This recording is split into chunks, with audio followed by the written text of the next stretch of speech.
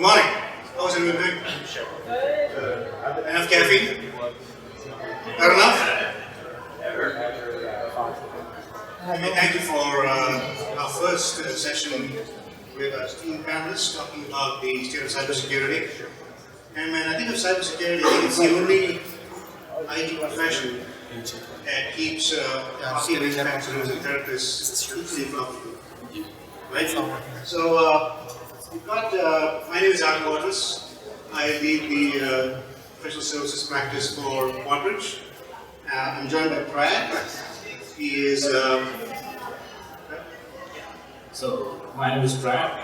I'm a senior sales engineer with Sophos. I've got 16 plus years of experience in the cybersecurity.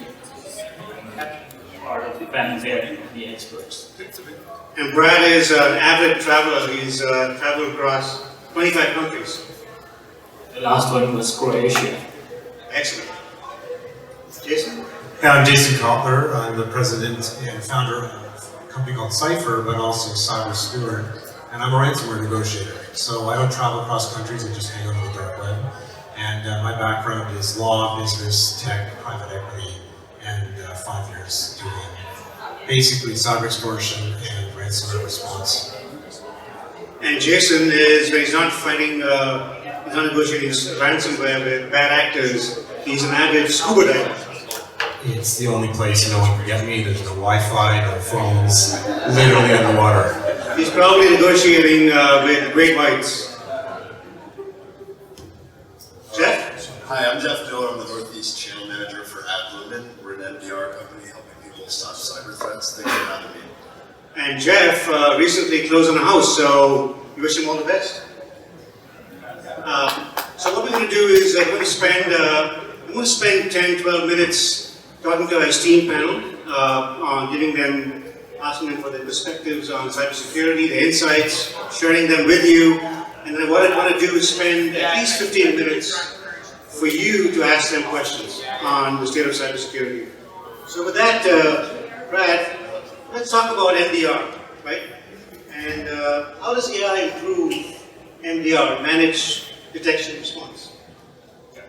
So, AI fundamentally enhances the way MDR works, making it more faster, more secure, and threat efficient. Some of the key areas that I wanted to cover is, first one is threat detection and threat intelligence. So AI enables deep and proactive threat intelligence. It collects and correlates threat data on emerging threats from across the organizations. And then analysts can use that using deep learning to not only cover the known indicators, but also unknown hidden threats. Second is SOC operations. So AI streamlines SOC operations by analyzing data, and it helps analysts to streamline the SOC operations by finding out the bottlenecks using deep learning. And the third one is cybersecurity training. AI personalizes cybersecurity trainings for the analysts by figuring out their individual strengths and skill gaps. And with that, they can create individual learning paths for the analysts. So these are some of the areas where AI is not just improving MDR, but it's transforming it. And Jeff, we're seeing more and more vendors embed AI in their tools, right? Absolutely. And if any of you are cyber geeks, I actually have a US patent that AdLumen has on file at our booth if you want to get into some really cool data flow diagrams. I doubt anyone's going to take me up on that. One of the things that AI can do in MDR, and we're doing within our platform, is domain generating algorithms, DGAs. So when a malware author writes the malware, they're going to stand up a DNS entry. It's going to be up there real quick. They're going to deliver the payload. They're going to tear down that DNS entry, and it's often gobbledygook. It's not jeffmiller.com.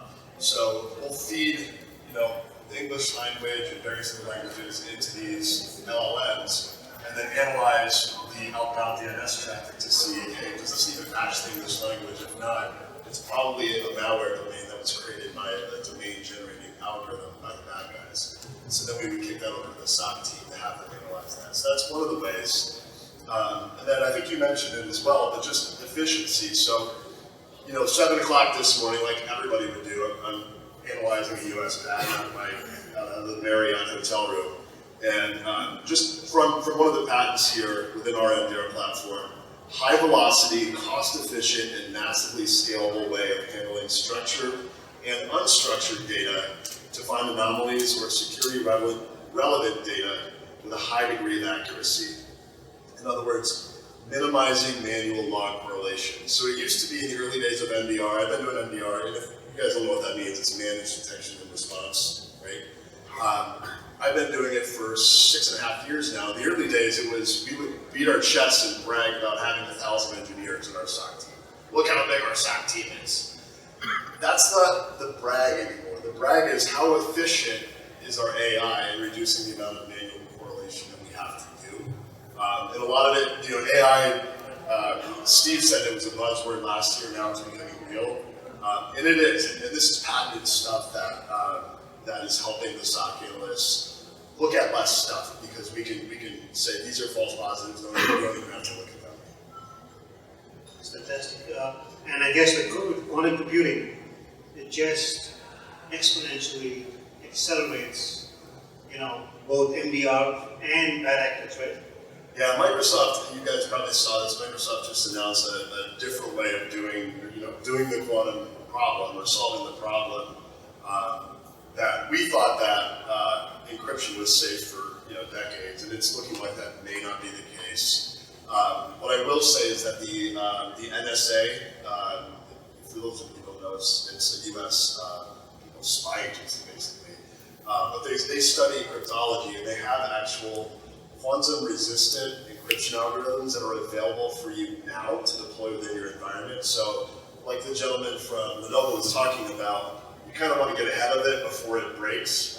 We've all been very comfortable with RSA encryption and the way that it works now. But as soon as Microsoft or somebody else, Google, figures out the quantum computing problem, it is going to break encryption. So there are quantum-resistant algorithms available today on the NSA website. There's 3 or 4 of them that they've selected and said, use these. Your data is safe and encrypted, even if quantum comes out. Thanks, Jeff. So let's stay with you. What are some of the tactics that bad actors are using nowadays to, with organizations? Yeah, they're sneaky than my 12-year-old in the cookie jar. It used to be just get the data, like smash and grab, get the data as fast as you can, get out and go. The dwell time now is very long, and it's more of like dripping data out. I read that a bad actor, the average time they spend in an environment undetected, 6 months? It depends, you go to Verizon or IBM, they all have different numbers, but it's long, right? It's long, yeah. 100 days, 200 days or longer. And the way they're getting data out is they're using live off the land tools like PowerShell and rclone that don't set off alarm bells in your environment. So rclone, we just saw last August, a company in New York City get hit with a fog ransomware, which is a Russian attack group. And they're using rclone, and they're limiting the bandwidth to 5 megabits a second, so it doesn't spike and it doesn't create an anomalous, it doesn't kick off any anomalies. And then they're using fileless malware that's memory resident, so if it never hits the disk, that's another thing. And then their code is polymorphic, so every time the code runs, it changes slightly, so you can never quite get a signature detection on it, which is why you need EDR, because MDR, typical MDR providers, don't do heuristic analysis right where you run. That's typically done by an EDR tool like Defender or SentinelOne. So you talk about EDR, which is equally important, right? Yes, yeah. You need EDR and MDR go together. That's right. Jason, one can't get by a week when, everyone got ransomware, right? Companies get hit by ransomware, being held for ransom with their data, double extortion. So how is, negotiating with ransomware bad actors has changed? What are your perspectives? Yeah, thanks for that. So all of the things we're talking about on the tooling side, they can be used for good, and obviously they can be used for evil. So if you can code malicious tools faster, scripts that you can get in, get data out, or change the residency, or not have to be hands-on keyboard. That automates a lot of things that normally a good hacker would have to do, and now you can just buy a toolkit. You can join a ransomware as a service platform. They give you some vulnerabilities, or you can buy some credentials from initial access brokers. Get in there, suck the data out, not set off the alarms, deploy the malware, make sure that it gets sent ubiquitously through the whole network, not have to actually program a key. And you actually are not that sophisticated, so you may have broken a lot of things because you don't know how there's interconnectivity, you don't know what's backup or production or an archive all the time. And so the problem is that while the tools are good, it's like giving someone a Ferrari and telling them to drive on the autobahn. Doesn't mean they know how to drive a Ferrari, they don't know how to drive it fast. But we are seeing definitely an evolution from, primary was let's just encrypt, secondary extortion was steal data, and third is we're going to do malicious things to you. We're going to harass, call your IT guys, text them, call executives. We're going to DDoS. We're going to SWAT. You guys know what swatting is? Like actually calling the FBI or police and saying that somebody's at a house with a gun and the police will show up in the middle of the night. They'll make it personal. They'll get into automating, they're using call centers, but also automating threats to family members to take the zone of threat much wider. So the extortion is increasing. And obviously, this is a business for them, so they need to evolve. They need to be creative and innovate and find ways around things that are set up against them. They laugh about it because they're like, look, we didn't take a lot of time to call the call center and talk to the IT department, and maybe it was a spoofing or a deep fake of someone's voice, and they knew their credentials, and suddenly they're in with a new access, and they look like any other user.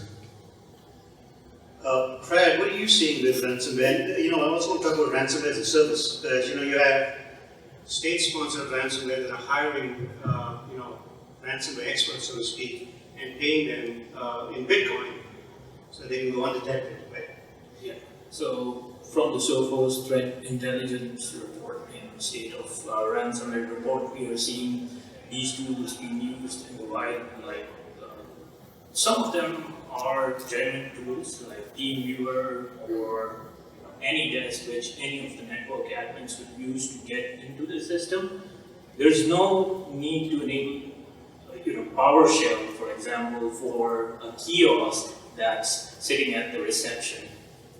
There's no point. So the best thing is to stop that connectivity, and so that once the disks start getting encrypted or the files start getting encrypted, it's going to take down the system, and then the ransomware is going to move laterally to other systems as well. So I think using zero trust, one can reduce that attack surface, and there are various methods which can be used to reduce that attack surface. Thank you, Brad. So I promised, 15 minutes of time to have you, ask the panelists questions, because, if cybersecurity was a song, it would be the Queen song, Under Pressure, right? All of us under pressure to keep one step ahead of the bad actors. And if it was a movie, your organizations could either be Mission Impossible to a bad actor, or you could feel Home Alone, right? So with that, I'll open the floor up to you. Kennedy is going to pass the mic around, and feel free. Hi, thank you for your insight. I wanted to ask more about a little bit further than EDR and the MDR that you guys were talking about. Specifically, when you have your CTI reports, all your threat intelligence, I wanted to go to threat hunting and then eventually to automating incident response. So generating playbooks, executable playbooks or recommendations. What's the tooling you guys recommending using in terms of AI, with or without AI, and how is the landscape on that in that area? Thank you. Yeah, I can start off. So our director of threat intel spent 8 years at the NSA. So we always talk about Russia, China, North Korea, like banging on our door. We're doing into them too. So you think of these like nation state bad guys, like State sponsored. yeah, we're one of them. You know, like we're all doing it to each other. So it depends. Like speaking from an MDR provider, maybe Pat, you have some input too, but having a powerful enough agent that can actually do response, so that when you have to do response, you're not doing it on a dead patient, is important. I know there's certain MDR companies that have to deploy, for example, Sentinel-1 that can then go and do digital forensics and help them. And then that requires a statement of work. As soon as you get a statement of work and lawyers involved, you're looking at a dead patient saying, how did they die, versus if you have a powerful enough agent that has hooks into Active Directory, force a password reset, disable the user account, kill the process. A lot of providers don't have process level termination. So if you identify a malicious process, you can put in the process ID and just kill it. So in sales, we say time kills deals. In cybersecurity, milliseconds matter. So being able to have that agent, whether it's the MDR or the EDR agent, some of the, it could be either one of them or both, ready.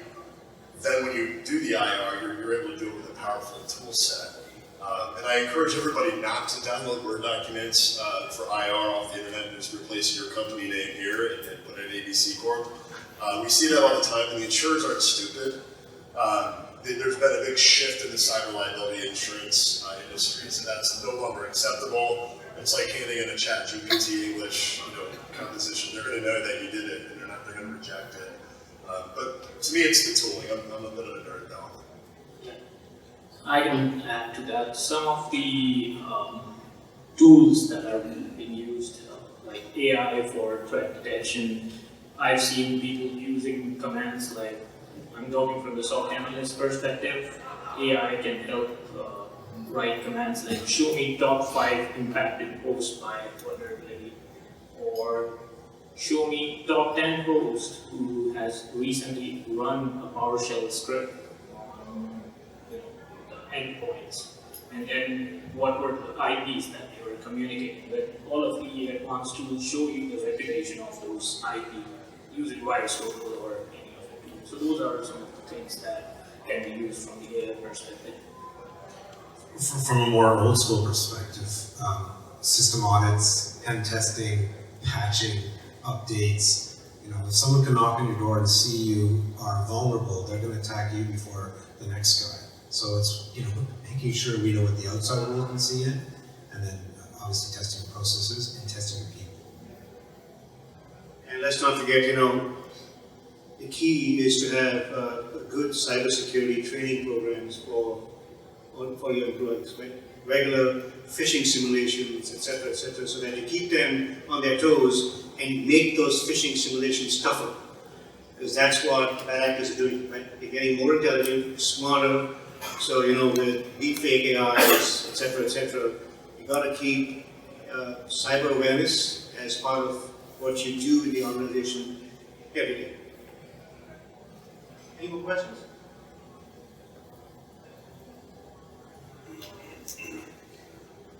Hello, my name is Wendes, and there was a recent article from HIPAA Journal based on a data sheet that came from HHS office, saying that there's a reduction of ransomware in 36% month to month. What are your thoughts on that, and have you seen this trend on your end? I see the trend. So a couple of externalities that are causing this. One is hackers are moving to hacktivist and nation state positions. So they're conscripted by Russia and Ukraine to attack each other, Hamas and Israel, for example. The other one is clients are getting better at having good immutable backups. They're very good at limiting the amount of data, so least permissions policy, so the data can't get out. And they're using EDR and MDR to make sure that these things are stopping. And a lot of the stigma of paying a ransom for reputation reasons has gone down. So yes, I've seen that trend, but I'm a ransomware negotiator and I make the payments, and I actually think that we're always a little bit higher. So I see clients who have to make the payments, and then I've seen a spike actually in the last 6 months where probably 60 or 70% of our clients had to pay. And the problem with that data is it's not the universe of data, and it's not the universe of all people who have access and have done the payments. It's just the reported data. It's just reported, and it's usually probably code where they don't have my data. But on trend, people are paying less and less, but they're paying larger amounts than they ever have. But law enforcement's done a really good job in disrupting ransomware platforms and making it more difficult for affiliates to feel comfortable in this business, but it's still a very large economical business, a good return on investment, and it's not going away. So they're just choosing where they're going to go and what the propensity to pay is. I'll just add, The Price is Right. You guys remember that TV show?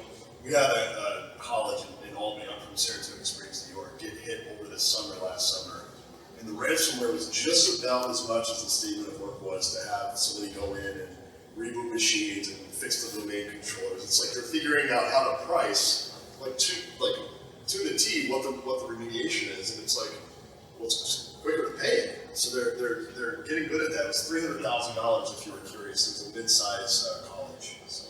Which is still negotiable. And yeah, the business case may be that, yeah, that does make sense for an interesting time of business interruption. Anybody else? Get back.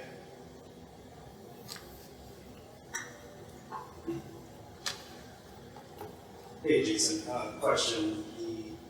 When you're called on scene to a ransomware event, the IT person is panicking, the CEO is panicking, do you have any words that you give that person to calm them down? Think strategically about that situation, because the panic leads to, we'll just pay them whatever they want. That may not be what we need to do. So we got to understand as crisis managers, we're responding to a situation. While it's not my first time, it could be the organization's first time. You try and impress upon them if they've got process. Like, do you have an incident response plan? Where are we at? We lead with facts and try to understand what's going on. We also will provide our advanced intelligence about that threat actor group and tell them what they can expect. And importantly, I'm not the first call. It should be the forensics response team, because containment's the biggest problem. We want to make sure that nothing, worse can happen. And we've got to understand what the situation is to try and look at options. So we looked at our backups, so we assessed the validity. Do we see any data leaving the environment? What can we learn about this before everybody flies off the handle and says we need to pay $4 million tomorrow? There's purposely methodology that we have to go through. We also have to vet the threat actor to see if they're going to actually deliver. So everything is really optionality. What options we have, we run them around, and then building a business case and keeping them sort of focused on the structure. Here's how the process is going to go. I'm going to take the attention off you guys while you can deal with persistence and containment. I'll deal with the bad guys, and then we'll come back and talk about the business case, whether one should pay or not. Thanks, Jason. And I guess, the tools, the training, all that aside, it's good to have these processes and procedures documented and be prepared for, right? Yeah, and have some muscle memory, like run through a fire drill and have, some of these scenario plans as part of your education and planning at all levels of the organization. Because we find very much, the IT guys, they're sweating, the COO, is responsible, doesn't know, and then the CEO's like, I just gotta get my business going, and everybody's calling me to understand where my orders are. Like, everybody's in a frenzy, but if they know that there's an incident response committee, they know it's being handled, they've got experts like us at the table helping them, and we're telling them what they should say to the outside world, what they should not say, it gives everybody some comfort that, we're running them through a process. Very interesting. So you actually talked about something that, role-based responses for the organization, right? Should you get hit by ransomware? You're getting prepared, training for that. 100%. I mean, there's a technical side to it. There's a stakeholder analysis side to it. There's a cost managing this as an incident. There's insurance, and there'll be lawyers and PR and everybody else around the table. So understanding what everybody's role is immediately is really important. Understanding who's the decision maker or what governance process we have to follow. Maybe, the IT response team, IR response team has a budget of $1 million to make a decision. Anything over that, they got to go to the board. Well, time is in milliseconds, time's in minutes of value. So, how do we expedite? How do you send me $1 million to make a payment tomorrow if you had to? Yeah, there's a lot of large companies that maintain Bitcoin just in case. Now, not all the small companies. You're right, yeah. I don't know if you would recommend that or not. Not when it's dropping. I can buy it spot, like, I'm gonna go after this meeting and pay $40,000 for some criminals. I'll buy it and pass it on, don't need to hold. So Jason and I are doing a session later where we talked to him in depth about his experience and his advice as a ransomware negotiator. Brad's got a session just after this where he's going to dive deeper into MDR. Jeff, you too, right? Yeah, tomorrow I have a session on sort of MDR 2.0, building a better mousetrap. I'll try to keep it less technical. So you'll have a chance to talk to these three experts over the next couple of days. But in closing, are there any more questions that we can take before we let you go on to the next session?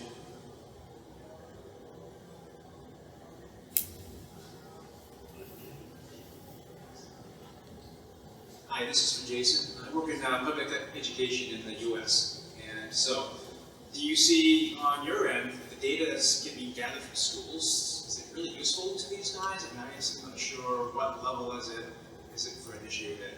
We're doing all these things that we're talking about, so I'm just trying to understand. So unfortunately, you guys don't have enough budget. Your tax services are wide. They know that you've got very sensitive client information. These are minors who have psychology reports and individual learning plans and doctor's information. So they know there's personal health information in there. They also know if they hit school before a certain period of time, you could disrupt exams in people's countries. That creates the pressure. So I don't know if it's a question of what the value of that data is on the dark web, but it's highly leverageable to your organization. And a lot of times we'll make payments to suppress and delete that data because there's minors involved. Thanks, Jason. So with that, I think we can wrap up. Thanks a lot for attending this session. I hope you found it informative and insightful. I know 30 minutes it flies by, but maybe next year we can do 2 30-minute sessions, or maybe an hour, because this topic is relevant and very, very, you can go deep, right? So feel free to chat with Brad, Jason, and Jeff after the session, in between sessions. We're going to be around for the next 2 days. And enjoy the rest of QBITS. Thank you very much. Thank you.